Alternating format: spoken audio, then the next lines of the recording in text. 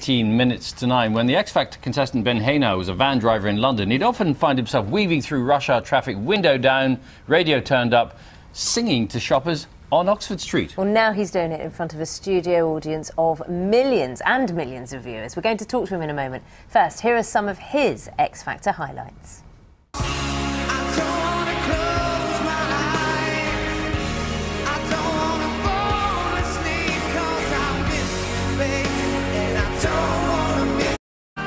Welcome. Thank you. Thanks for having me. Enjoying watching yourself there? Not always. No, it's a bit cringe sometimes to watch yourself Really? back. But yeah. Really, why? Why? I don't know. Just like it's difficult to kind of watch yourself perform sometimes because you pick up on all the bits that you think you did wrong. So you're critical more than embarrassed? Absolutely. Right, yeah. right. Definitely. If this was a horse race, you'd have started with a furlong lead over everybody else, because right from the get-go, Simon Cowell said, I'm really surprised you haven't got a record deal already. Yeah. You know, because you're that good. Blown away by that. Absolutely. Don't expect something like that to come out of Simon Cowell's mouth. Obviously, I was expecting criticism and stuff like that, really, but to have him say that was just unbelievable. But that must make you feel much more confident. Yeah, definitely, but it puts a bit of pressure on, you know, when you you want to improve every week and you want to keep getting those good comments, and sometimes to start with great comments you think the only way is down. So, but yeah, it's great. It was really, really amazing for him to say something like that. It's interesting, isn't it, how you play it when you've been given so much support by such a major character in the series. We were talking to the Strictly contestants not so long ago, and they were saying if you're too popular... we mustn't mention them in the same breath, but never mind, it's all right. Done now. Never mind. But the problem being is that when you're that popular, or seen, as Bill said, you know, to be a furlong in front in the horse race, so to speak, the people think, oh, well, he's going to be here next week, I won't vote, you know, and then you've got to balance that, haven't you? There is that, yeah, and you just, you know, I think that's the thing, that you always need the votes, do you know what I mean? You can't really get complacent with it, and like I say, when you start with those sort of comments, the pressure is on to... I wonder, though, you've got a girlfriend. I have. Of 6 years. I have indeed. So hearts could be breaking across the country at this moment in time. But it's not usual that you hear that from the male soloist, because that's part of the charm, isn't it? And women, obviously, a lot of women watch X Factor. Yeah, of course. But I think you've got people like, and not comparing myself at all in any way to David Beckham, but you've got where Beckham's obviously married and stuff, and people still, you know what I mean, he's still got admirers and fans and stuff, so I don't think it really gets in the way. But by no means am I comparing myself to David Beckham. Let's get that very straight.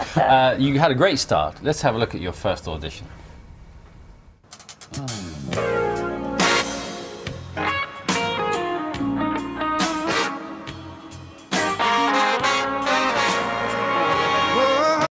In week one they do still, but there has been a little bit made of the sort of differences of opinion that you've had with Mel B, who's actually sort of been very straightforward with her critique. She said once you hadn't chosen the right song, and that you need to give a bit more of yourself, and that's all constructive criticism. And then once you said you need to man up a bit more.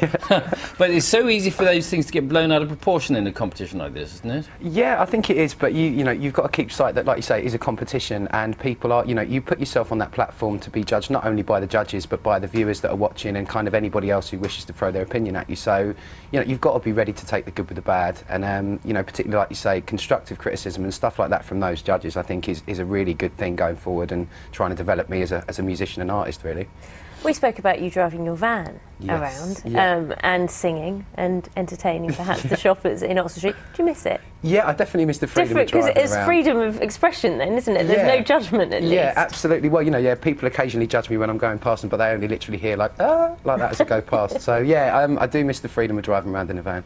What was it like being in the house then? It was quite crowded to begin with. Did you feel sort of claustrophobic, having been, you know, sort of home on the range in the van, if you like? Yeah, you don't get much time to yourself. You know, you get it's quite crowded in there. But to be honest, I've made such good friends with a lot of people in there. You know, you don't expect to get on with everybody, but we're all kind of really supportive. And living with people that are all aspiring to do the same thing is quite inspiring in itself. And when it comes to the choosing of the songs, which has been an issue for a couple of weeks, who chooses and I mean, who has the final say? And when you look at it, because once or twice they've sort of said, well, actually, you know, you could have done something. You've got so many songs to choose from.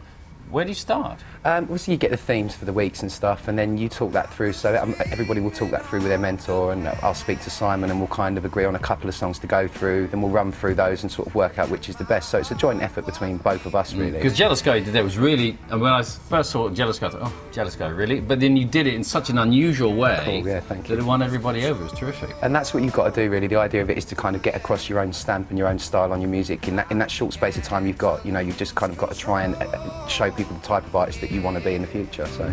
Is this it now? Whether you win or not, this is it. This is the career for you. You're going to go for it. Yeah, I mean, I've had a lot of knockbacks in my years, sort of doing it as an amateur singer in a band, you know, and this has really kind of spurred me on to definitely do something more, you know, and I'm loving every minute of it. And if I can carry on singing and do it anywhere, you know, then I definitely will. And are we allowed to know what you're singing this weekend? I don't think I can say, but obviously with what sort of? Well, what's the theme? It's Fright Night. It's Halloween, so. Thriller. That's the only thing I can think of. Can you do Thriller? Possibly. He couldn't possibly tell you.